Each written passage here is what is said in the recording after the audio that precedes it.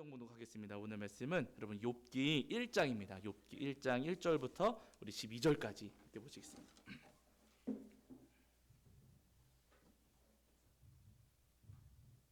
욥기 1장 1절부터 12절까지입니다.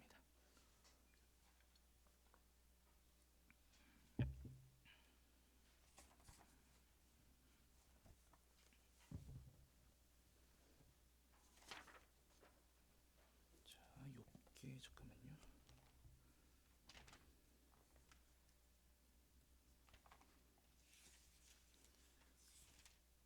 자, 욥기 1장 1절부터 12절까지 말씀 우리 찾으신 줄 알고 한 목소리로 합독하겠습니다. 함께합니다. 우스 땅에 욥이라 불리는 사람이 있었는데 그 사람은 온전하고 정직하여 하나님을 경외하며 악에서 떠난 자더라. 그에게 아들 7과 딸 3이 태어나니라.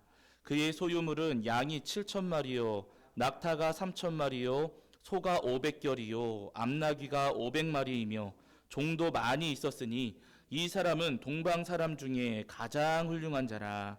그의 아들들이 자기 생일에 각각 자기의 집에서 잔치를 베풀고 그의 누이 3명도 청하여 함께 먹고 마시더라. 그들이 차례대로 잔치를 끝내면 욥이 그들을 불러다가 성결하게 하되 아침에 일어나서 그들의 명수대로 번제를 드렸으니 이는 욥이 말하기를 혹시 내 아들들이 죄를 범하여 마음으로 하나님을 욕되게 하였을까 함이라. 욥의 행위가 항상 이러하였더라. 하루는 하나님의 아들들이 와서 여호와 앞에 섰고 사탄도 그들 가운데에 온지라. 여호와께서 사탄에게 이르시되 내가 어디서 왔느냐. 사탄이 여호와께 대답하여 이르되 땅을 두루 돌아 여기저기 다녀왔나이다. 여호와께서 사탄에게 이르시되 내가 내 종 욥을 주의하여 보았느냐. 그와 같이 온전하고 정직하여 하나님을 경외하며 악에서 떠난 자는 세상에 없느니라. 사탄이 여호와께 대답하여 이르되 욥이 어찌 까닭없이 하나님을 경외하리이까. 주께서 그와 그의 집과 그의 모든 소유물을 울타리로 두르심 때문이 아니니까.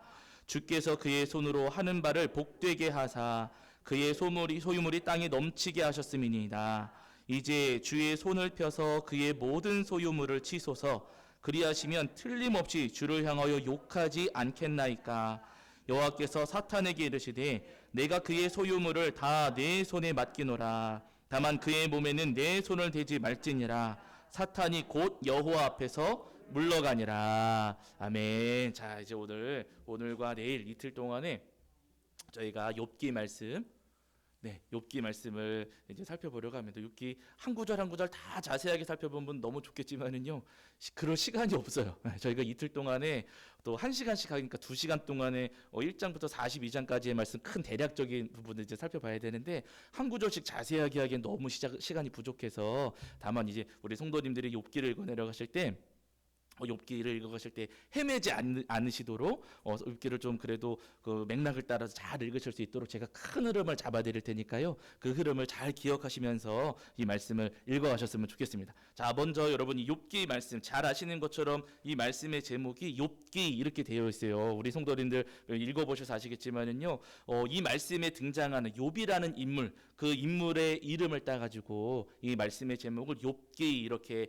삼아 주셨습니다. 근데 이 욥이라고 하는 이름은요, 그 당시에 히브리 민족, 이스라엘 백성들 사이에 욥이라는 이름을 가진 사람들이 있기도 했지만은요, 그 이방 민족들, 그 이스라엘 백성들 말고 그 주변 다른 민족들 가운데에도 욥이라는 이름을 쓰는 사람들이 더러 있었습니다. 그러니까 이스라엘 백성들만 사용하는 이름은 아니었어요. 그래서 학자들이 이 욥이라고 하는 이름이 이스라엘 백성들도 사용했고 주변 민족들도 사용하는 이름이었는데 도대체 이 이름이 어디서 왔겠느냐, 이 이름의 어원이 어디겠느냐, 학자들이 연구를 사실은 뭐 우리는 그렇게 관심은 없지만은요, 이제 공부하시는 분들이 있는데 관심 많으시거든요. 또 재밌기도 하고. 근데 연구하다 보니까 두 가지 가능성을 이야기를 하세요. 이 욥이라고 하는 이름이 히브리어에서 왔을 수도 있고 아람어에서 왔을 수도 있다라고 말씀들을 하십니다. 히브리어에서 이 욥이라고 하는 이름이 왔다면은요, 그 어원을 추적해 볼 때 거역하다, 대들다, 적이 되다 이런 뜻이 된대요. 히브리어에서 왔다고 보면은요. 근데 아람어에서 왔다라고 보면은요, 이 이름이 반대로 돌아오다, 회개하다 이런 뜻이 된다고 합니다. 이 이름이 어디서 출발했느냐에 따라서 이 이름의 의미가 전혀 달라질 수가 있다는 거예요. 그러면 여러분 욥이라고 하는 이름은 아람어에서 왔을까요? 히브리어에서 왔을까요? 잘 몰라요. 그냥 두 가지 가능성을 다 열어두고 보시면 되겠고요. 욥기 말씀을 읽어보시면은요, 욥은 하나님 앞에 돌아오고 회개하는 모습도 있지만은요, 거역하고 대드는 모습도 있습니다. 그래서 이 두 가지 의미를 다 담고 있는 이름이 욥이로구나라는 것을 우리 성도님들 먼저 염두에 두시고 이 말씀을 읽어가셨으면 좋겠고요. 이 욥기의 말씀을 도대체 그러면 누가 기록했을까? 이 기록자의 욥기 기록자에 대해서는요, 잘 알려지지가 않았습니다. 이제 조금 이따가 말씀드리겠지만은 이 욥이라고 하는 인물이 살았던 시대가 족장 시대거든요. 우리가 흔히 이야기하는 창세기 족장 시대, 그 시절에 욥이 살았을 것으로 저희가 이야기를 하는데요. 만약에 욥이 그 욥이 족장 시대에 살았던 것을 저희가 이제 그 염두에 둔다면, 족장 시대에 살았던 것을 저희가 생각해 본다면, 그럼 창세기를 기록하신 분이 모세 할아버지셨으니까 욥기 말씀도 모세 할아버지가 기록하지 않았겠느냐라고 보는 분들이 계시고요. 근데 욥이라고 하는 인물이 족장 시대에 산 것은 맞지만은 이 말씀을 읽고 사람들이 이스라엘 백성들이 나누었던 시절은 족장 시대가 아니라 아주 많이 세월이 흘러가서 포로 후기 시절입니다. 이스라엘 나라가 멸망하고 성전 무너지고 포로 생활하고 그러면서 성전 다시 짓고 했던 그 시절의 욥이라고 하는 인물을 다시 떠올리게 하시면서 욥이라는 인물을 하나님께서 바라보게 하셨거든요. 이 인물을 통해서 말씀을 주신 거죠. 그러니까 이 말씀이 읽혀지고 전해졌던 시절을 생각해 본다면은요, 모세 할아버지가 기록했다기보다는 포로 후기 이후에 그때 누군가를 통해서 하나님께서 말씀을 하지 않으셨겠느냐라고 그래서 추정하기도 해요. 그래서 어떤 분들은 지혜서 또 시편과 같은 그 지혜 문학 속에 이제 그 잠언, 전도서 이런 지혜 문학 속에 이 욥기가 들어가니까 솔로몬이 기록하지 않았겠느냐라고 하는 분들도 계시고요. 포로 후기에 뭐 이사야라고 보는 분, 뭐 히스기야라고 보는 분, 여러 가능성들을 제시해 주시기는 합니다. 그러나 누가 기록했는지는 잘 몰라요. 그냥 작자 미상으로 두고 저희가 말씀을 읽어 내려가도 아무 문제가 되지는 않습니다. 자, 그렇다면은 이 욥기의 말씀이 언제 기록되었는가? 욥기를 읽어 내려가실 때 이제 배경에 대한 서론 부분이거든요. 이 부분을 좀 기억하실 필요가 있으세요. 제가 앞에서도 말씀을 드렸지만은 욥이라고 하는 인물이 살았던 시대는 족장 시대로 봅니다. 그런데 기록된 시대는 포로 후기 시대로 보거든요. 그러니까 우리가 욥기 말씀을 읽어 내려가실 때는 욥이 살았던 시대가 언제인가를 먼저 알 필요가 있고, 이 말씀이 기록된 시대는 또 언제인가에 대해서 알 필요가 있어요. 두 가지 배경을 저희가 알아야 됩니다. 근데 욥기 말씀 보시면은 왜 욥을 왜 족장 시대로 보는가? 괜히 여러분 그렇게 말씀드리는 게 아니고요. 첫 번째 가장 큰 이유는 뭐냐면은 욥이 살았던 시대에 사용했던 돈이 캐시타라고 하는 돈이었어요. 우리한테는 낯선 돈인데 이 캐시타라고 하는 돈이 욥기에 나오거든요. 어디냐면은 우리 말씀 한 구절 찾아보실게요. 자, 어디냐면 여러분 욥기 42장 11절입니다. 욥기 42장 11절. 자, 욥기 42장 11절.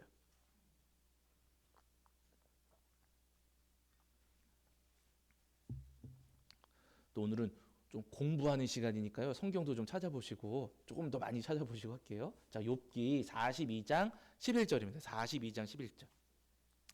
자, 우리 찾으신 줄 알고 함께 읽겠습니다. 함께 합니다. 시작. 이에 그의 모든 형제와 자매와 이전에 알던 이들이 다 와서 그의 집에서 그와 함께 음식을 먹고 여호와께서 그에게 내리신 모든 재앙에 관하여 그를 위로하여 슬퍼하며 위로하고 각각 캐시타 하나씩과 금고리 하나씩을 주었더라. 아멘. 이렇게 말씀하시죠. 지금 이 42장 말씀은 욥이 모든 어려움을 다 지나간 다음에 하나님께서 욥을 찾아오셔서 욥의 재산을 다시 되찾게 해주시고 자녀들도 주시고 하시면서 욥의 삶이 회복되는 과정을 보여주십니다. 그러니까 욥의 삶이 그렇게 나아지니까 멀리 살던 친척들이 다시 욥을 찾아와가지고 욥을 위로하면서 욥에게 선물을 하나씩 주는 거예요. 근데 여기 보니까 각각 11절 후반절에 각각 캐시타 하나씩과 금고리 하나씩을 주었더라 이렇게 말씀하고 있죠. 여기 지금 나오는 캐시타가 돈이에요. 돈. 돈을 주고 갔다라고 하는 거예요. 지금 우리도 누구 좋은 일 있으면 괜히 돈 더 얹어주고 막 그러잖아요. 그렇죠? 누구 시험 합격했다고 그러면 용돈도 얹어주고 하는 거. 물론 이제 욥이 10명의 자녀를 잃은 것은 큰 슬픔인 것은 맞지만 그러나 그 이후에 하나님께서 욥을 방치하지 않으시고 다시 회복시켜 주신 것에 대해서 응원하고 격려하는 마음에서 지금 용돈을 조금씩 주고 갔다라고 말씀을 하시는 거예요. 그때 이제 준 돈을 캐시타 이렇게 부르거든요. 근데 성경 안에서, 구약 성경 안에서 이 캐시타라고 하는 돈이 또 언제 쓰였는가?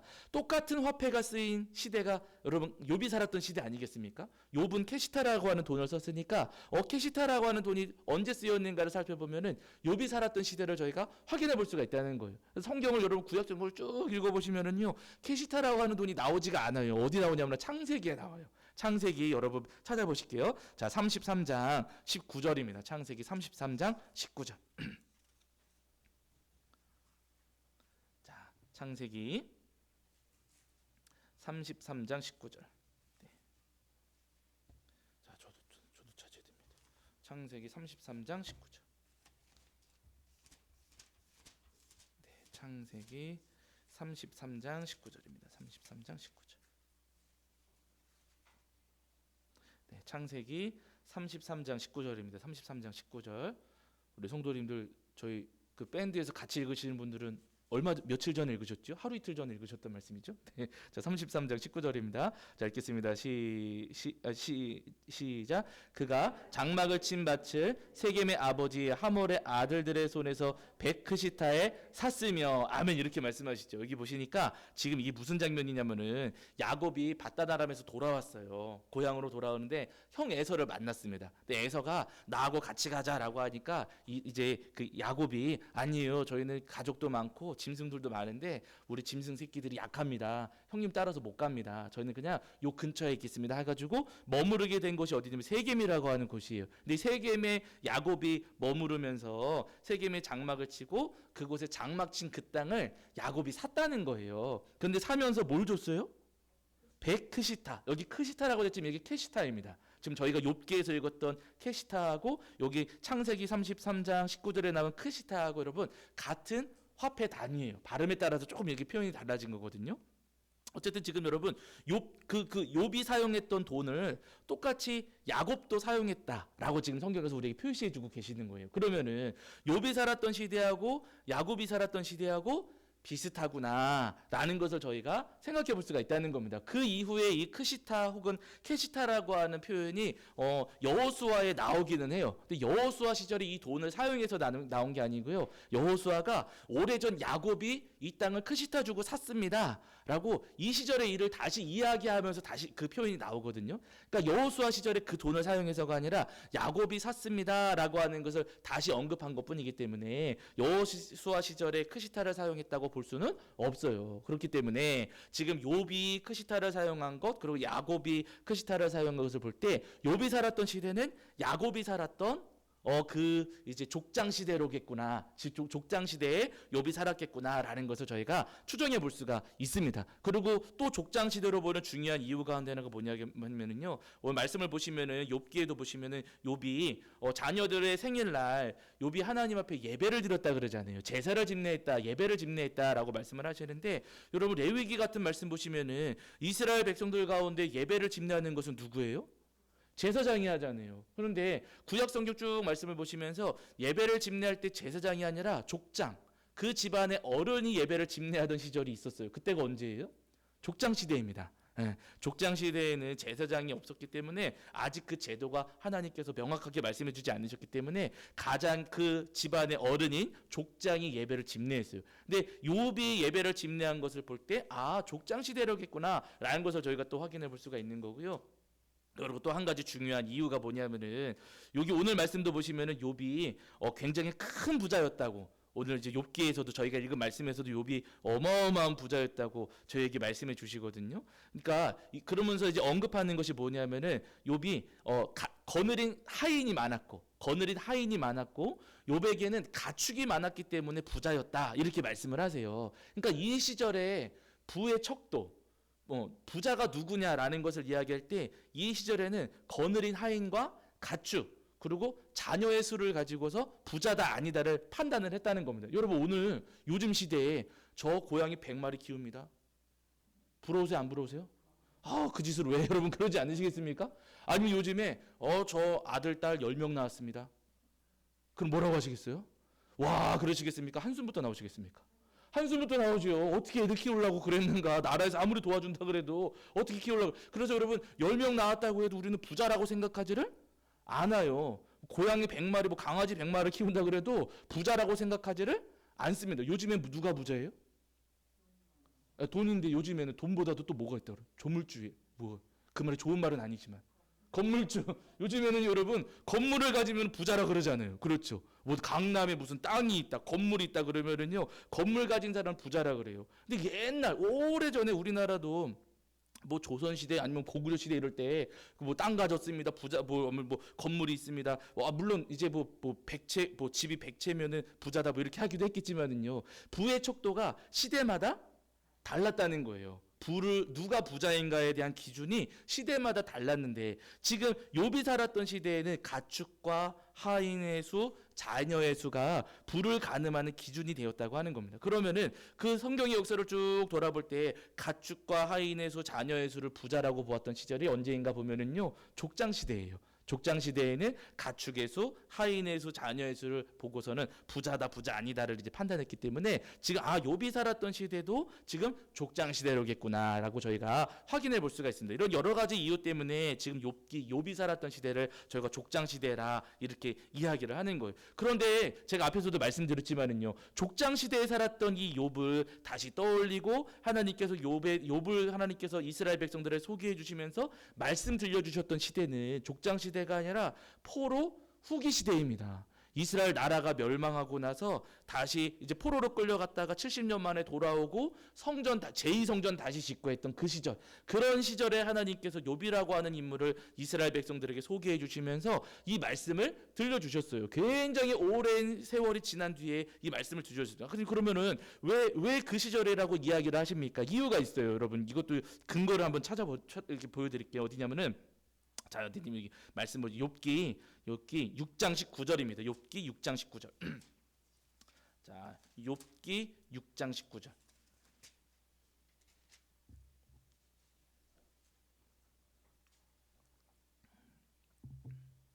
자, 욥기 6장 19절입니다. 6장 19절. 자, 욥기 6장 19절. 구약 성경 766페이지 정도에 있습니다. 욥기 6장 19절. 자, 6장 19절 찾으신 줄 알고 읽겠습니다. 함께 합니다. 시작. 대마의 떼들이 그것을 바라보고 스바의 행인들도 그것을 사모하다가, 이런 말이 나오죠. 여기 대마의 떼라고 하는데 대마의 대상들이에요. 그리고 여기 스바의 행인들 이렇게 나오는데 이 사람들이 여러분 언급되던 시대, 이 시대가 포로 후기 시대입니다. 족장 시대에는 이런 표현이 나오질 않아요. 이런 사람들이 없었는데 포로 후기 시대에 등장하는 이제 그 표현들이고 그런 사람들이거든요. 근데 이 표현이 지금 욥기에 나오기 때문에 아니 족장 시대 살았던 사람인데 어떻게 이런 표현이 나오느냐. 그러니까 이 욥에 대한 말씀을 들려주셨던 시대가 포로 후기이기 때문에 그 시절을 살던 사람들에게 지금 이런 말씀들을 겸해서 말씀해 주시는 겁니다. 그러면서 여러분 3장 14절 15절 같은 데도 보시면은요 왕들, 고관들, 통치자들에 대한 뭐 임금, 모사, 고관 이런 표현들이 나오는데 족장 시대에는 임금이 없었잖아요. 이스라엘 백성들에게 이런 표현들이 나오는 것을 볼 때 지금 임금들 또 모사 고관들이 있었던 시절이겠구나라는 것을 겸하여 염두에 두면서 지금 그럼 욥기의 말씀은 욥은 족장 시대 사람이지만 이 족장 시대 사람을 포로 후기 시대에 하나님께서 지금 말씀해 주셨구나라는 것을 저희가 헤아려 볼 수가 있다는 겁니다. 하나님 왜 그러셨습니까? 왜 그럼 족장 시대 사람을 왜 뒤에 이야기하십니까? 이거 앞뒤가 안 맞잖아요. 여러분 그렇지가 않아요. 어렸을 때 우리 성도님들은 안 그러실 수 있겠지만 초등학교 다닐 때 방학하면 방학 숙제 내주시잖아요. 일기가 꼭 있었어요. 일기가. 그럼 일기 한 달 반 정도 되는 일기인데 여러분 제가 일기를 첫째 날부터 썼겠습니까? 안 썼겠습니까? 안 썼지요. 언제 썼을까요? 끝나기 직전 일주일 전부터 그때부터 일기를 쓰는 거예요. 방학 첫날부터 일기를 쓰는 게 아니라 첫날 살기는 살았지만 놀기는 놀았지만은요 그 놀았던 것에 대해서는 제가 개학하기 일주일 전에 몰아가지고 씁니다. 그럼 제가 놀긴 놀았으니까 그거 그렇게 쓸 수 있어요 없어요? 있지요. 뭐 하고 놀았다 참 재밌었다. 제 얘기는 항상 그랬거든요. 누구하고 놀았다 참 재밌었다. 항상 일기가 이제 그렇게 갔었는데 여러분 첫째 날 논 거에 대해서 30일쯤 지나서 쓸 수도 있어요. 예, 일기 그렇게 쓸 수 있습니다. 그러니까 하나님께서도 여러분 욥이라고 하는 인물 족장시대 인물인 것 맞습니다. 근데 이 욥이라고 하는 인물을 이스라엘 백성들이 기억해야 될 필요가 있었어요. 왜냐하면 이 시절이 포로 후기 시절이 어떤 시절이었냐면요, 이스라엘 백성들 포로 후기 2세대, 그러니까 포로지에 끌려갔던 어머니 부모님 세대, 어머니 아버지 부모님 세대는 포로지에서 돌아가셨을 수도 있겠지요. 그 부모님들은 돌아가시고 포로지에서 태어나고 자랐던 2세대들이 다시 이스라엘 땅으로 돌아와서 성전 짓고 살아가면서 그들에게 아주 심각한 문제가 발생을 했습니다. 그게 뭐냐면요, 우리 부모님, 우리 조상수들이야 그분들의 잘못 때문에 나라가 멸망했고 성전이 무너지고 그래서 포로 생활을 했었고 하면서 그분들이 잘못해서 이 어려움을 겪었지만 도대체 우리는 뭐가 잘못이냐는 거예요. 부모님들이야 부모님 세대의 잘못 때문에 포로로 끌려서 살았지만은 우리는 잘못이 없지 않습니까? 우리는 포로지에서 믿음 지키며 살아왔고 이스라엘 땅에 돌아와서 성전도 지었고 그 믿음 지키면서 어떻게든 살아보려고 노력하는데 우리는 왜 지금 이렇게 똑같은 고통을 당하고 있습니까? 부모님들은 죄 때문에 그렇다 할지라도 우리는 믿음 지키면서 열심히 살아오려고 노력했는데 왜 우리가 이 똑같은 고난을 겪고 있어야 됩니까? 왜 우리는 여전히 이렇게 페르시아의 속국이 돼가지고 여전히 우리가 자유를 누리지 못하고 우리 왕도 세우지 못하고 왜 어려움을 이렇게 겪어야만 합니까? 라고 하는 문제가 이제 제기되던 시대였거든요. 그때 하나님께서 이스라엘 백성들에게 그런 물음을 던지고 그렇게 하나님 앞에 원망하는 이스라엘 백성들에게 욥을 봐라 하시면서 족장 시대의 욥을 통해서 이스라엘 백성들에게 포로 후기 이스라엘 백성들에게 말씀해 주시는 거예요. 그래서 그 시절에 하나님께서 욥기를 기록하시고 이스라엘 백성들에게 읽게 하셨다는 겁니다. 자, 그러면은 이때 이스라엘의 이 말씀 도대체 이 욥기를 통해서 하나님께서 어떤 말씀을 주시는가? 자, 오늘은 많이 다루지는 못하고 이제 전반부의 말씀, 욥이 고난 당하는 그 장면들을 저희가 이제 살펴보실 텐데요. 먼저 욥기 보시면은 욥기의 말씀은 전체 몇 장으로 돼 있을까요? 42장으로 되어 있습니까? 왜 42장일까요? 욥기 보시면은요, 대화가 가득합니다. 하나님, 욥과 친구들이 대화하잖아요. 그렇죠? 욥과 친구들이 대화하고 욥과 엘리후가 대화하고 욥과 하나님이 대화해요. 욥과 친구들 사이의 대화. 욥과 엘리후 사이의 대화. 그렇죠? 욥과 하나님 사이의 대화. 그래서 몇 장이요? 42장 사이의 대화니까 42장 이렇게 외우시면 되겠고요. 저희가 욥기 말씀 읽어 내려갈 때마다 저희가 사실 읽고 기억하는 말씀은 어디 말씀이냐면요, 1장 2장 욥이 고난 당하는 장면 거기 기억하고 계시고요. 그리고 맨 뒤에 42장 거기만 저희가 기억하고 있어요. 그래서 이제 보통 이제 목사님들 사실은 저도 욥기 설교한 적은 없거든요. 언젠가 기회가 있으면 좋겠어요. 근데 목사님들도 이제 설교하실 때 42장이나 되는 말씀이지만은요, 중간에 친구들과의 대화는 거의 언급되지 않은 설교 시간 아마 들어본 적 거의 없으실 거예요. 다만 그냥 믿음 고난 가운데 믿음 잘 지키면 42장으로 휙 건너떠 가지고 복 받는다. 하나님께서 믿음 잘 지키면 복 주신다. 이렇게 우리가 메시지가 딱 정리되는 경우가 많이 있습니다. 그래서 우리는요, 요 중간에 있는 사이를 다 떼먹었어요. 앞에 1장, 2장 읽고 42장만 읽었어요. 전체 42장인데 그 가운데 맨 앞에 있는 2장하고 맨 뒤에 있는 1장만 읽고서 욥기를 다 읽은 것처럼 우리가 착각합니다. 그러나 여러분, 이것은요, 우리가 굉장히 큰 실수를 저지르는 거예요. 왜냐하면 여러분, 예를 들면 이런 거예요. 제가 혹시나 소개팅을 갔다가 값비싼 식당에 가가지고 비싼 데 가면은 막 코스로 나오는 데 있잖아요. 그런데 가지도 않겠지만 데리고 가지도 않겠지만 어쨌든 여러분, 코스로 나오는 데가 있는데 코스로 나오는 데 보시면은 맨 앞에 밥 맛있게 먹으라고 에피타이저 나오고, 그쵸? 뭐 빵 같은 거 이렇게 나오고, 그 다음에 본 음식 나오고, 다 먹고 나면은 과일 같은 거 후식 나오고, 여러분 그러잖아요. 근데 제가 소개팅 한다고 갔다가 에피타이저 빵 먹고 그리고 가운데 건 안 먹고 맨 뒤에 과일만 먹고 나왔어요. 그럼 저한테 뭐라고 하시겠어요? 바보라 그러시겠죠. 아니, 먹을 줄 모르냐고. 앞에 거 뒤에 건 안 먹어도 뭘 먹어야 돼요? 가운데 거 먹어야 되는 거잖아요. 앞에 거 뒤에 거만 먹고 나올 그거 왜 갑니까? 그거 갈 필요도 없는 거잖아요. 가운데 거 다른 건 안 먹어도 가운데 거 먹고 나와야지. 왜 바보가 여러분 그러지 않겠습니까? 마찬가지예요. 지금 욥기 말씀도 우리가 앞에하고 뒤에만 있고요. 중요한 가운데는 항상 읽지를 않았어요. 이게 문제입니다. 우리가 욥이라는 인물은 많이 들어서 다 아는 것 같지만은요, 사실 우리가 욥기를 몰라요. 하나님께서 욥기 말씀 주실 때 앞과 뒤만 읽으라고 주신 게 아니고 그 사이도 다 읽으라고 주신 말씀인데 우리가 이거는 훌쩍 뛰어넘어요. 왜냐면 어려워요, 사실은. 대화 나누는 거 보면은요 똑같은 얘기 계속하는 것 같고 재미도 없고 그래가지고 훌쩍 뛰어넘어서 앞과 뒤만 저 읽게 되는데요. 하나님께서 우리에게 말씀하시는 거예요. 앞과 뒤만 읽지 말고 그 사이도 읽어라. 그래서 몇 장이요?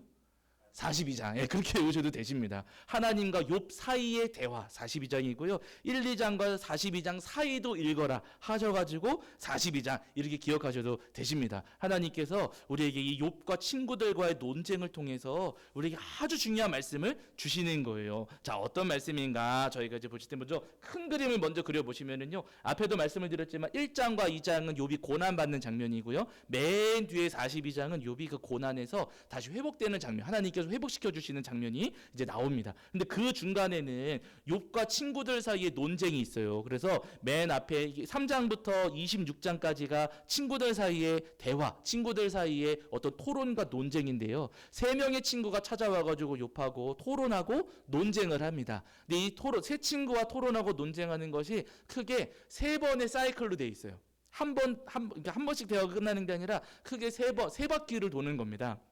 그래서 첫 번째 논쟁, 두 번째 논쟁, 세 번째 논쟁 이렇게 논쟁이 진행이 되고요. 그렇게 26장까지 이제 친구들 사이에 욥과 친구들 사이에 그렇게 막 치고받고 하면서 때리진 않지만 말로 서로 주고받고 하면서 논쟁을 하다가 이제 친구들이 입을 꽉 다물어요. 할 말이 더 이상 없다는 거예요. 욥이 나중에 최후 변론을 합니다. 그러고 나서는 엘리후라는 사람이 등장을 하는데요. 엘리후는 욥이나 욥의 세 친구하고는 연배 차이가 있습니다. 나이가 많이 어린 이제 사람인데 요 엘리후가 등장해가지고 제가 듣다 도저히 못 참겠어서 이야기하겠습니다. 어른들께 제가 감히 좀 이야기하겠습니다. 하면서 엘리후가 짜잔 등장해가지고 욥과 세 친구를 막 꾸짖습니다. 예. 잘못 알고 있는 거라고 막 꾸짖어요. 그러고 나서 하나님께서 38장에 짠 나타나셔가지고 욥한테 내가 아느냐 하나님께서 욥에게 막 질문을 쏟아내세요. 근데 욥이 하나님께서 이제 내가 아느냐고 물으시는데 욥이 대답을 못해요. 예, 결국 나는 모릅니다 하면서 욥이 자신의 어떤 문제를 깨닫습니다. 그러고 나서는 욥이 회개하니까 하나님께서 욥의 삶을 그제서야 회복시켜 주시고 욥을 이제 욥하고 토론하고 논쟁했던 그러면서 욥을 막 손가락질하거든요. 그 세 친구에 대해서는 하나님께서 책망하시는 말씀을 주십니다. 그러면서 욥의 삶이 회복되는 장면이 42장 말씀 가운데 기록되어 있는 거예요. 자, 이 말씀들 저희가 자세하게 다 아주 그냥 세세하게 보지는 못하겠지만은요. 중요한 맥락들을 저희가 이제 함께 살펴보실 텐데 먼저 여러분 1장으로 가시죠. 자, 큰 맥락은 이렇고 이제 1장부터 중요한 부분들을 제가 이제 짚어드릴게요. 자, 욥기 1장입니다. 욥기 1장. 자, 욥기 말씀 이제 잘 아시는 것처럼 욥은요 동방 사람들 가운데 가장 훌륭한 사람이다. 3절 같은 욥기 1장 3절 같은데 보시면은요 그 후반부에 동방 사람 중에 가장 훌륭한 자라라고 이제 말씀을 하시고 1장 1절에서도 온전하고 정직하고 하나님을 경외하며 악에서 떠난 자다라고 이렇게 욥을 이렇게 소개해 주시고 계세요. 욥이 어느 정도였냐면은 그 내용 읽어보신 내용 중에 나오지만은 욥에게 아들 7과 딸 3이 있었다라고 말씀을 하시죠. 근데 아들 7이 이제 각자 자기 생일날 형제들을 불러가지고 생일 잔치하고 막 자 이제 뭐 음식을 먹고 마시고 놀잖아요. 근데 그렇게 생일 잔치하다 보면은 간혹 분위기에 취해가지고 실수할 때가 있습니다. 네, 우리도 그럴 때 있거든요. 괜히 기분 좋아가지고 막 장난치도 하다가 그러다가 상처 주는 말 나도 모르게 할 때가 있어요. 장난친다고 했는데 그게 너무 좀 과하게 돼가지고 나만 이웃에게나 형제에게나 상처 주고 할 때가 있거든요. 그리고 과하게 그렇게 막 장난치고 놀다가 하나님께 범죄할 수도 있습니다. 말을 함부로 해서요. 그러니까 욥이 그게 걱정이 됐던 거예요. 자녀들이 생일 돼가지고 잔치 열어서 그렇게 즐겁게 그 생일을 보내다가 혹시나 하나님 앞에 잘못을 저지르지 않았을까, 하나님 앞에 범죄하진 않았을까 싶어가지고 그 자녀들의 생일날마다 자녀의 수대로 번제를 드리면서 하나님 앞에 예배한 사람이다. 욥을 그렇게 소개하고 있습니다. 그러니까 욥은요 아주 신중하고 정직하고 의로운 사람이었어요. 하나님 앞에 범죄하지 않기 위해서, 하나님 앞에 실수하지 않기 위해서 아주 부단히 노력하는 그런 사람이었습니다. 그래서 이제 욥을 하나님께서 그런 모습을 보시면서 하나님께서 욥을 칭찬하시거든요. 그래서 8절 같은 말씀 보시면 하나님께서 이제 사탄에게 이렇게 말씀을 하시잖아요. 8절 한번 보실게요. 자, 욥기 1장 8절입니다. 욥기 1장 8절.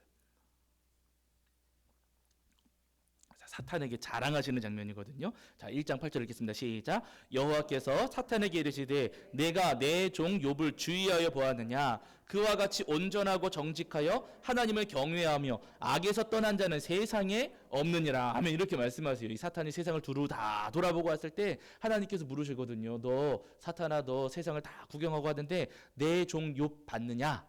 그러니까 사탄이 봤습니다라고 하죠. 그때 이제 하나님께서 말씀하시는 거예요. 욥처럼 온전하고 정직하여 하나님을 경외하며 악에서 떠난 사람은 세상에 없었다. 그러니까 하나님께서 자랑하시는 사람이었습니다. 욥은요 하나님께서 보실 때도 야 욥은 진짜 괜찮다. 욥은 정말 의롭구나. 욥은 정말 선한 사람이구나. 욥은 정말 아주 정직하고 온전한 사람이로구나 하면서 하나님께서도 인정하시고 칭찬하시는 그런 사람이었습니다. 사탄에게도 하나님께서 이렇게 자랑하셨어요. 그러니까 여러분, 자, 이 말을 들은 사탄이 하나님 앞에 이야기를 합니다. 자, 욥부터가 이제 문제예요. 욥기 1장 9절부터 11절이거든요. 자, 사탄의 말입니다. 사탄의 말. 자, 1장 9절부터 11절 읽겠습니다. 시작. 사탄이 여호와께 대답하여 이르되 욥이 어찌 까닭 없이 하나님을 경외하리까? 주께서 그와 그의 집과 그의 모든 소유물을 울타리로 두르심 때문이 아니니까. 주께서 그의 손으로 하는 바를 복되게 하사 그의 소유물이 땅에서 넘치게 하셨음이니이다. 이제 주의 손을 펴서 그의 모든 소유물을 치소서. 그리하시면 틀림없이 주를 향하여 욕하지 않겠나이까. 이렇게 이야기를 합니다. 지금 사탄의 말이에요. 근데 사탄 지금 무슨 이야기하는 거예요? 하나님, 욥이 저렇게 하나님을 경외하고 믿음 지키는 것은요 다 이유가 있는 거 아니겠습니까? 하나님께서 복 주셨으니까. 하나님께서 짐승도 많이 주시고 자녀도 많이 주시고 그냥 건강도 주시고 하시면서 욥의 삶에다가 그냥 복을 넘치도록 주시니까 그러니까 하나님 잘 믿는 거지요. 만약에 하나님께서 그 욥에게 주신 그 재산들, 자녀들, 건강을 하나님께서 다 빼앗아 가신다면, 그거 다 없애버리시면은 그러면 욥이 하나님 욕할 겁니다. 믿음 저버릴 겁니다. 라고 욥이 지금 하나님 앞에 도전을 하는 거예요. 여기서 우리가 이제 주의할 표현, 지금 주목해볼 표현이 뭐냐면요, 9절에 욥이 어찌 까닭 없이 하나님을 경외하리까. 하나님을 경외하는 이유, 하나님을 믿는 이유가 있는 겁니다. 까닭이 있으니까 믿는 것이지 까닭이 없다면 믿지 않을 겁니다. 복을 주시니까 믿는 것이지 복이 없다면 믿지 않을 겁니다. 라고 지금 사탄이 하나님께 도전을 합니다. 지금 이 표현이 우리가 읽을 때는 아무 문제 없이 그냥 편안하게 읽어지시겠지만 이 안에 지금 이 사탄의 이 말 속에는요 아주 중요한 신앙적인 혹은 신학적인 의미가 하나 담겨 있는 거예요. 아마 들어보셨을 텐데 신명기 신학 혹은 신명기 신앙 이런 말 아마 한 번쯤은 들어보셨을 겁니다. 모세 할아버지가 이제 신명기에서 이 가나안 땅에 들어가는 이스라엘 백성들을 향해서 이제 마지막 세 편의 설교를 남기시잖아요. 너희가 가나안 땅에 들어가면 이렇게 해야 된다라고 하면서 아주 중요한 말씀을 남기시는데요. 근데 그 말씀 가운데 모세 할아버지가 어떤 말씀들을 주시냐면요, 하나님 말씀을 너희가 잘 듣는다면 하나님께서 뭐 주세요? 복 주실 것이고, 하나님 말씀을 거스르며 살아가면 하나님께서 너희를 심판하시고 징계하실 것이다. 이렇게 말씀하세요. 그게 신명기 신앙이에요. 네, 어려운 게 아니고요. 하나님 말씀을 잘 따르면 하나님께서 복 주실 것이고, 하나님 말씀을 어기며 살아가면 하나님께서 심판하시고 징계하실 것이다. 이게 신명기 6장에 나오는 말씀이거든요. 우리 한번 찾아보시죠. 자, 그리고 눈으로 보시는 게 중요하시니까, 자, 신명기 6장입니다.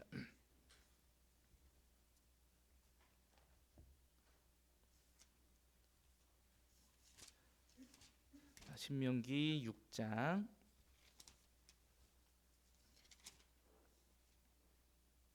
자, 어디서부터 보시냐면요, 신명기 6장 1절부터 우리 3절까지만 보실게요.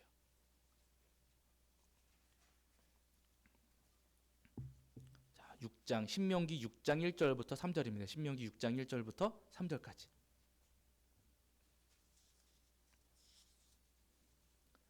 신명기 6장 1절부터 3절까지입니다. 6장 1절부터 3절까지. 자, 구약 성경 제가 가진 성경이 270페이지 정도 있습니다. 270페이지 정도의 신명기 6장 1절부터 3절까지.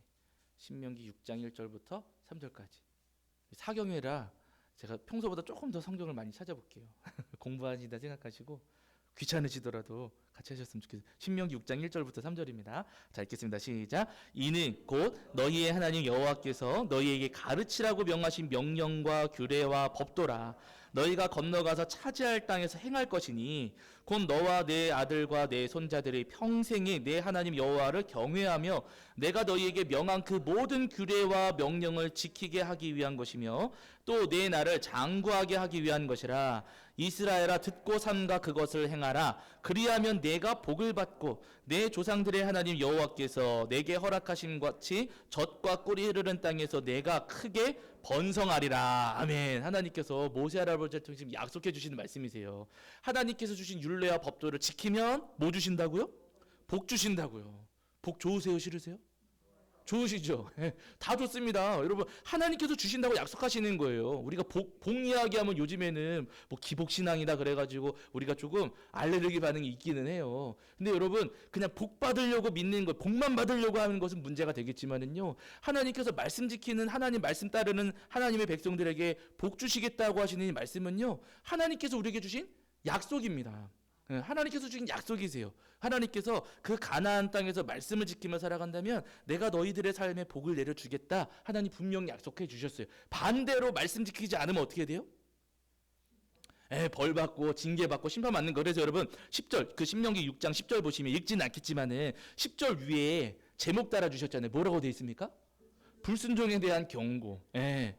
순종하면은 복 받겠지만 불순종하면은 벌 받는다. 간단히 하면 이겁니다. 이게 신명기 신학, 신명기 신학이에요. 그래서 신명기 신앙과 신명기 신학을 따라서 주시는 말씀이 이 이후에 지금 여기 신명기 이후에 사사기, 여호수아, 사사기, 룻기, 사무엘 상하, 열왕기 상하 이 역사서의 말씀들이 신명기 신앙을 따라서 기록해 주신 말씀이에요. 그래서 말씀들을 쭉 보시면은요, 말씀을 따랐을 때는 하나님께서 복 주셨고 말씀을 거스르며 살았을 때는 하나님께서 벌 주시고 심판하시고 징계하셨습니다. 그래서 그 역사서를 쭉 보시면 그러세요. 예언서 대부분의 말씀도 똑같이 신명기 신앙과 신명기 신학을 따랐어요. 그래서 예언서 말씀 읽어 내려가시면은요, 기준이 항상 너희가 하나님의 법도를 어겼다. 이거예요. 하나님의 법도를 어겼기 때문에 너희는 심판받을 것이다. 예언자들의 말씀이 항상 그렇게 전달이 됩니다. 그래서 여러분 구약의 많은 역사서, 구약의 많은 예언서들이 이 신명기 신앙과 신명기 신학을 바탕으로 말씀을 전해 주시거든요. 그래서 신명기 신학 하나님 말씀을 따르면 복 주시고 말씀을 어기면은 하나님께서 벌 주신다 하시는 이 말씀은요, 여러분 하나님께서 우리에게 주신 아주 중요한 진리 가운데 하나입니다. 지금 사탄이 하나님을 찾아와서 그 이야기를 하고 있는 거예요. 까닭 없이 하나님을 경외하리까 라고 하는 것은 하나님께서 신명기에 약속하셨지 않습니까? 말씀 지키면 복 준다고 하셨으니까 그 복 때문에 잘 믿는 거 아니겠습니까? 그렇게 복을 주셨으니까 잘 믿는 거지요. 그런데 그 복을 빼앗아 가신다면 그러면 욥은 더 이상 하나님을 믿지 않을 겁니다. 하나님을 욕할 겁니다. 라고 지금 사탄이 하나님 앞에 도전하는 거예요. 그러면 여러분, 사탄이 하나님 앞에 욥을 두고서 하나님 한번 빼앗아 가보세요. 빼앗으면 좋겠어요. 그 빼앗으면 진짜인지 아닌지 드러날 거 아닙니까? 라고 하면서 욥이 하나님 앞에 지금 도전했어요. 만약에 지금 욥이 아니라 우리를 놓고 하나님 저 고준도 저거 가진 것도 없지만은 통장에 얼마 없지만은 그거 몇만 원이라도 한번 뺏어가 보세요. 그럼 하나님 욕할 겁니다. 저를 놓고서 하나님이 사탄하고 이렇게 지금 막 말싸움을 하고 계시다. 여러분 하나님께서 뭐라고 해주셔야 되겠어요? 야 이놈아 사탄 꼴밤 한번 때려주시면서 어디 우리 준도한테 그러냐? 여러분 그렇게 해주셔야 맞지 않겠습니까? 그렇잖아요 여러분. 어디 감히 우리 준도한테 그러느냐? 근데 여러분 하나님 욥에 대해서 그러셨어요? 안 그러셨어요? 안 그러셨어요. 사탄이 와가지고 까닭 없이 그러겠습니까? 하나님 뺏어가시면은 하나님 욕할 겁니다. 라고 이야기를 했을 때 하나님께서 그럼 한번 해봐라. 와 여러분 이게 엄청난 충격인 겁니다. 하나님께서 하지 말아라. 내 종, 내 사람, 내 자녀한테 그러지 말아라. 라고 하나님께서 딱 막아주셔야 되는데요. 하나님께서 그럼 한번 해봐라. 라고 하셨다는 거예요. 그럼 여러분 하나님께서 그럼 한번 해봐라. 라고 사탄에게 허락해 주셨을 때 하나님의 기대는 뭘까요? 하나님의 기대. 그쵸? 하나님의 기대는 그거예요. 너 사탄이 지금 나한테 와가지고 욥은 까닭 없이 안 믿습니다. 까닭이 있으니까 믿는 겁니다. 그 복을 빼앗아 가시면 안 믿을 겁니다. 너 사탄은 나한테 그렇게 이야기했지? 아니다. 내 종 욥은 까닭 없이 나를 믿을 거다.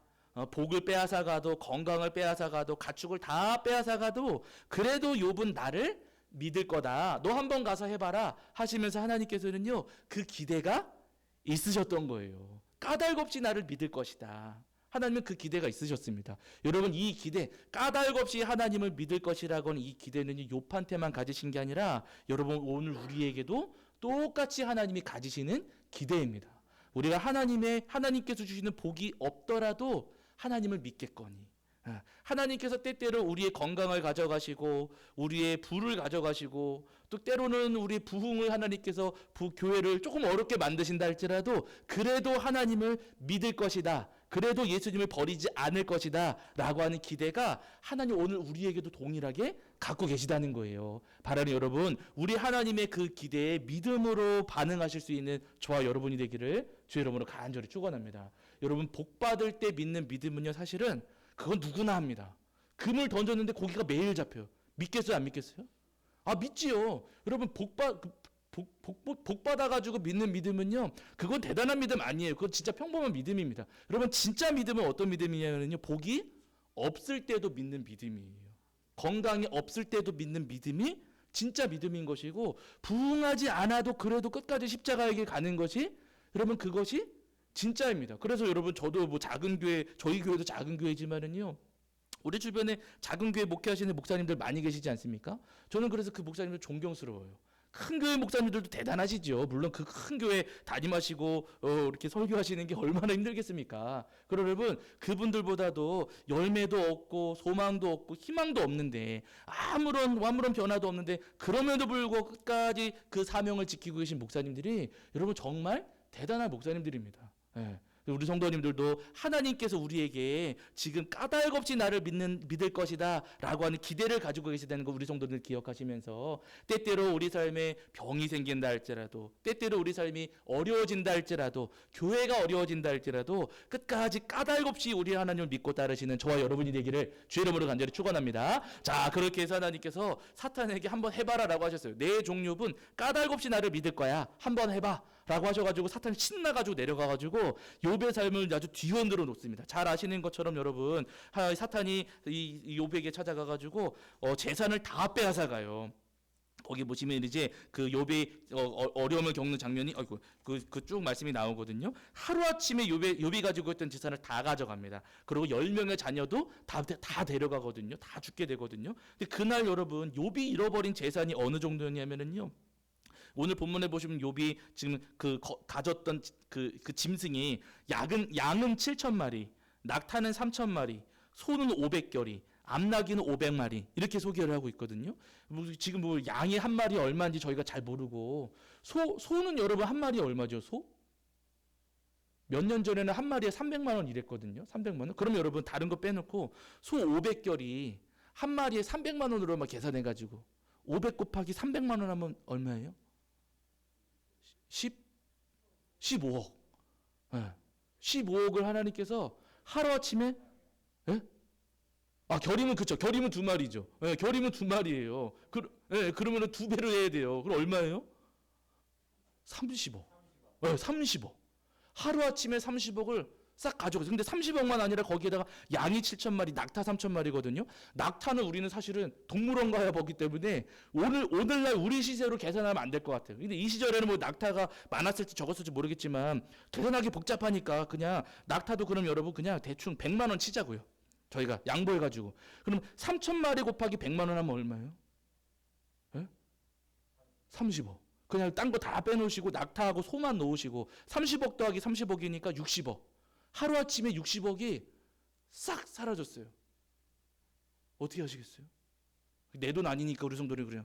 남의 돈이니까 뭐 그런가 보다 하시겠지만, 여러분 얼마 전에 무슨 기업의 직원이 횡령해가지고 몇 천억 막 남의 돈이니까 우리가 나 그러지만 여러분 그게 어마어마한 돈이잖아요. 뭐 요즘에 그거 하면 안 되지만 주식하는 청년들 있잖아요. 돈이 하루아침에 뚝 떨어지면은요 어디로 가요? 한강 다리 갑니다, 여러분. 그 몇 천만 원, 몇 억이 하루아침에 증발하는 것에 대한 그 상실감이 어마어마하거든요. 재산이 평생 쌓았던 그 재산이 여러분 수십억이 하루아침에 사라졌다? 여러분 이 고통과 이 고난이 어마어마한 겁니다. 거기다가 지금 10명의 자녀, 아들 7, 딸 7을 하루아침에 다 잃어버렸으니 욥의 삶이 여러분 얼마나 감당할 수 없는 고난이 찾아온 거잖아요. 정말 말로 다 설명할 수 없는 엄청난 일이 욥의 삶에 찾아왔습니다. 근데 여러분 그 고난이 찾아왔을 때, 그 어마어마한 일이 벌어졌을 때 욥이 어떻게 반응을 하는가? 자, 우리가 잘 아는 말씀이거든요. 1장 21절과 22절입니다. 자, 1장 21절과 22절.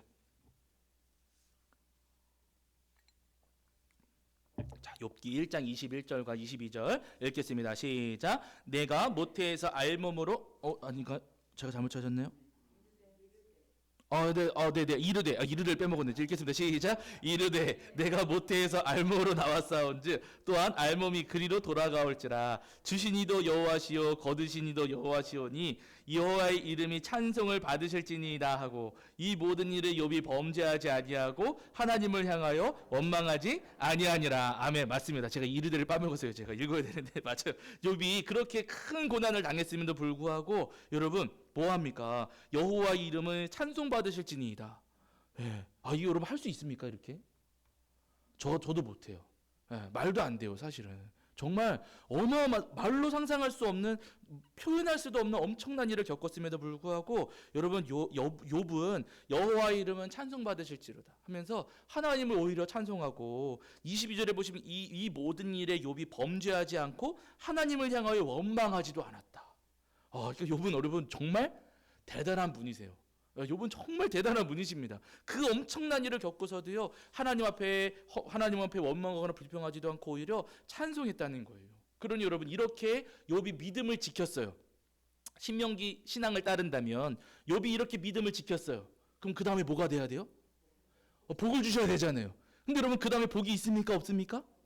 없었어요. 신명기 신앙을 따른다면 그 다음에 복을 주셔야 되는데, 공식대로라면 복을 주셔야 되는데 복이 없습니다. 그 다음에 사탄이 그 악한 일을 저지르고 나서 다시 하나님 앞에 갔습니다. 하나님께서 말씀하시죠. 야 사탄아, 봤냐 너? 내가 너 얘기했지. 욥은 나한테 그런 거 안 할 거라고. 욥은 까닭없이 나를 믿을 거라고 내가 너한테 얘기했지. 봤지? 욥 그렇게 하는 거 봤지? 하면서 하나님께서 사탄한테 자랑을 하셨어요. 자랑하실 만하지요. 얼마나 기특합니까? 얼마나 대단합니까? 사탄한테 그 이야기를 말씀을 하셨습니다. 그러니까 사탄이 또 하나님 앞에 도전을 합니다. 2장 4절과 5절이거든요. 2장 4절과 5절. 2장 4절과 5절입니다. 자, 4절과 5절 읽겠습니다. 시작. 사탄이 여호와께 대답하여 이르되 가죽으로 가죽을 바꾸오니 사람이 그의 모든 소유물로 자기의 생명을 바꾸올지라. 이제 주의 손을 펴서 그의 뼈와 살을 치소서. 그리하시면 틀림없이 주를 향하여 욕하지 않겠나이까. 사탄이 이렇게 말을 합니다. 하나님께서 봤냐라고 하시면서 자랑하시니까 사탄이 말하기를, 지금 4절 말씀은요 욥기의 난해구 가운데 한 구절이에요. 번역이 어려운 구절이고 해석도 어려운 구절인데 거기 뭐라고 하냐면은 사탄이 가죽으로 가죽을 바꾸오니 사람이 그의 모든 소유물로 자기의 생명을 바꾸올지라 이렇게 말을 합니다. 이게 무슨 말이냐면은요 가죽으로 가죽을 바꾸는 거 아니겠습니까? 그러니까 지금 하나님 조금 그 앞에는 욥의 몸을 친 것도 아니고 욥의 생명을 친 것도 아니고 욥의 재산과 자녀들을 데려온 거 아닙니까? 자기 몸 건드리지 않았으니까 욥이 저렇게 버티는 겁니다. 자기 몸을 치면은요 그러면 욥도 달라질 겁니다. 그러니까 첫 번째 하나님께서 사탄이 허락하실 때 몸은 건드리지 말아라 그러셨잖아요. 그러니까 그 부분에 대해서 지금 사탄이 이야기를 하는 거예요. 하나님 자기 몸은 괜찮으니까 저렇게 있는 거지요. 자기 몸까지 어려워지고 자기 몸이 병들면은요 하나님 욥도 별 수 없을 겁니다. 그러면은 욥도 하나님을 욕할 겁니다. 라고 지금 사탄이 또 하나님 앞에 도전해요. 그럼 여러분 하나님 뭐라고 하셔야 돼요? 예? 야 이놈아, 한 번이면 됐지 뭘 또 두 번씩이나 하려고 그러냐. 꼴방 콱 때려주시면서 쫓아내셔야 되잖아요. 그렇죠? 네. 당연하지요. 여러분 그러셔야 맞죠. 우리라고 생각하면은요 여러분 하나님이 그냥 이 사탄을 내버려 두시면 안 돼요. 불지옥에 탁 집어 던져가지고 없애버리셔야 마땅합니다. 근데 여러분 하나님께서 어떻게 반응을 하시는가? 하나님께서요 두 번째 욥이 그렇게 사탄이 와가지고 그렇게 도전을 했을 때 하나님께서 또 해보라고 한번 해봐라 라고 하나님께서 또 허락을 하셨다는 거예요. 여러분 원망스러우세요? 안 원망스러우세요? 원망스럽지요 여러분. 아니 막아주시진 않으시고 하라고 그렇게 내버려 두시니 얼마나 원망스럽습니까? 사탄이 내려와가지고 욥한테 또 고난을 가져옵니다. 욥의 몸을 쳐가지고요 온몸에 종기가 악성 종기가 막 나가지고 온몸을 뒤덮어요. 이 악성 종기가 얼마나 괴로운지 욥이 그 깨진 기왓장, 날카로운 그 깨진 기왓장으로 자기 온몸을 막 벅벅 긁는 겁니다. 그 종기가 났는데 그걸 막 박박 긁으니까 막 피 나고 고름 터지고 막 피 막 갈라지고 찢어지고 만신창이가 된 거죠. 온몸을 그렇게 욥이 만신창이가 돼가지고 그렇게 쓰러져 있었던 거예요. 근데 여러분 그 어마어마한 고통, 자기 몸을 뒤덮은 어마어마한 고통을 뒤집어 쓰고도 여러분 2장 10절을 보세요. 2장 10절. 자, 2장 10절입니다. 2장 10절. 욥기 2장 10절입니다. 자, 2장 10절 읽겠습니다. 시작. 그가 이르되 그대의 말이 한 어리석은 여자의 말 같도다. 우리가 하나님께 복을 받았은즉 화도 받지 아니하겠느냐 하고 이 모든 일에 욥이 입술로 범죄하지 아니하니라. 아멘. 욥이요 여러분, 이 모든 일, 자기 몸에까지 엄청난 일이 찾아왔음에도 불구하고 이 모든 일에 입술로 범죄하지를 않았다. 욥은요 끝까지 자기 입술에 하나님을 원망하거나 불평하는 이 말을 자기 입에 담지를 않았다는 거예요. 욥은 여러분 정말 대단한 사람입니다. 정말 우리가 정말 따라갈 수 없는 어마어마한 분인 거예요. 그럼 여러분 욥이 이렇게 지금 두 번이나 지금 말로 다 할 수 없는 어마어마한 고통과 고난을 두 번이나 겪었으니까 그러면 이제 뭐가 있어야 돼요, 여러분? 이제는 하나님께서 복 주셔야 되잖아요. 이제는 하나님께서 고쳐주셔야 되고 이제는 하나님께서 욥의 삶을 다시 회복시켜 주셔야 됩니다. 왜냐하면 그게 신명기에서 약속하신 거니까. 하나님께서 신명기에서 하나님 말씀을 잘 지키면 복 주신다 말씀하셨고 하나님 말씀을 어기면 벌 주신다고 말씀하셨는데 욥은 지금 까닭없이 벌을 받았어요. 그럼에도 불구하고 입술로 범죄하지 않았으니까 누구보다도 욥은 하나님 앞에 복을 받아야만 합니다. 문제는 하나님께서 복으로 응답해 주실 때가 됐는데 복으로 응답을 안 하셔요. 사실 욥의 고난의 진짜 시작은 여러분 여기서부터인 겁니다. 두 번의 고난도 물론 말할 수 없는 고난이었어요. 근데 진짜 문제는 뭐냐면은요. 아니 신명기대로라면 하나님께서 이제 나한테 복을 주실 때가 됐는데 신명기 약속하신 대로라면 이제 하나님께서 나를 회복해 주실 때가 됐는데 하나님의 회복이 지금 없는 거예요. 하나님께서 회복시켜 주지 않으시고 욥의 삶을 그대로 방치해 두시는 겁니다. 그때부터 여러분 욥이 하나님 앞에 이제 이야기를 하는 거예요. 하나님 제가 이렇게 믿음 지키고 왔는데 어려움을 당해서도 제가 지금 이렇게 입술로 범죄하지 않고 여기까지 하는데 왜 하나님 가만히 계십니까? 욥의 지금 마음에 이 질문이 찾아오는 겁니다. 근데 이 질문이 누구 시대의 질문이라고요? 포로 후기 시대에 이스라엘 백성들 바벨론의 포로로 끌려갔다가 페르시아 시대를 겪으면서 포로 생활했던 포로 2세대들 그들의 고민하고 지금 이 욥의 고민이 딱 맞아 떨어집니다. 그래서 하나님께서 그 시절에 욥을 이제 떠올리게 하시고 욥과 관련된 말씀들을 이제 포로 후기 2세대들에게 하나님께서 말씀을 들려주신 거예요. 자, 말씀을 보시면은 여러분 여기까지만 오늘 조금만 더 보실게요. 자, 이제 욥이 그렇게 어려움을 당했을 때 저희가 지금 지나오긴 했지만은요, 욥이 그렇게 고난과 고통을 당하니까 욥의 아내가 욥한테 이런 말들을 했었어요. 2장 9절을 한번 보실게요. 자, 2장 9절입니다. 온몸에 종기가 나가지고 막 기왓장으로 막 자기 몸 긁고 있고 만신창이가 돼 있으니까 사실은 욥의 아내도 똑같은 고난을 겪고 있는 거잖아요. 욥의 아내도 재산을 똑같이 잃은 거고 욥의 아내였으니까 자녀를 똑같이 잃은 고통을 욥의 아내도 겪고 있습니다. 근데 남편이 지금 기왓장으로 자기 몸을 벅벅 긁고 있으니까 화가 나요, 안 나요? 보기가 싫잖아요. 그렇죠? 화딱지가 나니까 욥의 아내가 이야기를 해요. 욥의 아내가 지금 2장 9절 보실게요. 자, 읽겠습니다. 시작. 그의 아내가 그에게 이르되 당신이 그래도 자기의 온전함을 굳게 지키느냐 하나님을 욕하고 죽으라 이렇게 이야기해요. 어떻게 하라고요? 죽어버리라고. 근데 누구한테 먼저 욕하라고요? 하나님 앞에 욕하고 죽어버려라 이렇게 이야기를 합니다. 그럼 욥의 아내는 좋은 아내일까요? 나쁜 아내일까요? 우리가 볼 때는 이 말만 보면은 욥의 아내는 나쁘다. 어떻게 이런 말을 하니 칵 죽어버리라고 그러느냐. 우리는 그렇게 볼 수 있겠지만 여러분 욥의 아내가 욥의 이 고난을 겪는 과정 가운데 욥을 떠난 적이 없어요. 42장 보시면 그때도 욥의 아내가 곁에 머물러 있거든요. 그러니까 욥의 아내는요, 남편이 그렇게 어마어마한 고통을 겪고 사실은 자기의 고통이기도 하지요. 자녀들 죽은 것, 그리고 자녀를 잃어버린 것, 재산을 잃어버린 것, 집을 잃어버린 것 똑같이 겪고 있는 아픔이에요. 근데 똑같은 아픔을 겪어가면서도 욥의 아내가 욥을 떠난 적은 없습니다. 근데 그것만 보더라도 여러분 욥의 아내는요 아주 아름다운 여인이고 훌륭한 여인이에요. 그냥 말없이 도망가 버릴 수도 있는데, 근데 그러지 않고 끝까지 곁에 있었던 것만으로도 욥의 아내는 훌륭한 아내입니다. 그런데 지금 9절 말씀에서 이게 이제 우리한테 오해가 되는 거거든요. 지금 욥의 아내가 차라리 그럴 거면 욕하고 하나님 욕하고 죽어버려라, 그러니까 욥의 아내는 나쁜 거 아니냐 싶지만은요 여러분 그게 아니에요. 제가 앞에서도 말씀을 드렸지만은요 신명기 신앙에 대한 지금 물음입니다. 신명기 신앙은 여러분 그냥 공식처럼 생각하셔도 되세요. 내가 믿음 잘 지키고 말씀 잘 지키면 하나님은 뭐 주신다고요? 복. 네. 그러니까 여러분 공식이에요. 말씀 잘 지키면 하나님은 복 주신다. 그런데 지금 보세요. 말씀 잘 지켰어요. 지금 1장에서 계속 말씀하신 거잖아요. 동방의 의인이라고 말씀하셨고 경건하고 의로운 자라고 하나님 말씀하셨죠. 온전한 사람이라고 하나님 칭찬하시고 자랑하실 정도였으니까 욥은 하나님 앞에 믿음 잘 지켰어요. 그럼 하나님은 뭐 주셔야 되세요? 복 주셔야 되는데 복이 아니라 뭐가 왔어요? 고난이 찾아왔어요. 엄청난 재난이 찾아왔습니다. 그러면 여러분 공식대로라면, 신명기 공식대로라면 내가 믿음 지키면 하나님은 복 주셔야 되는데 지금 나는 믿음 지켰는데 지금 내 삶에는 재난과 고난이 찾아왔어요. 누가 잘못이라는 거예요? 하나님이 잘못이라는 거예요. 지금 신명기 신앙대로 살아오고 있는데 우리는 믿음 잘 지켰는데 우리 삶에는 지금 고난이 찾아오고 재난이 찾아오고 엄청난 일이 벌어졌는데 이거는 지금 하나님이 잘못됐구나. 그래가지고 지금 욥의 아내가 9절에서 그 이야기하는 겁니다. 하나님을 욕하고 죽으라고 하는 것은요 남편을 바라볼 때 남편에게 잘못은 없어 보인다는 거예요. 아내가 볼 때에도 남편은 잘못이 없어 보인. 여러분 아내분들이 남편분을 바라보실 때 잘못 없어 보인다는 게 이게 기적 같은 일이잖아요, 여러분. 그러지 않습니까? 저희 어머니 저 이제 집에 가면은요 영상 우리 어머니 안 보실 테니까 저희 아버지 안 보실 테니까 야 너희 아버지는 하면서 저희 아버지가 뭐 조금 잘못한 거 있으면 그거 저한테 막 이야기를 해주세요.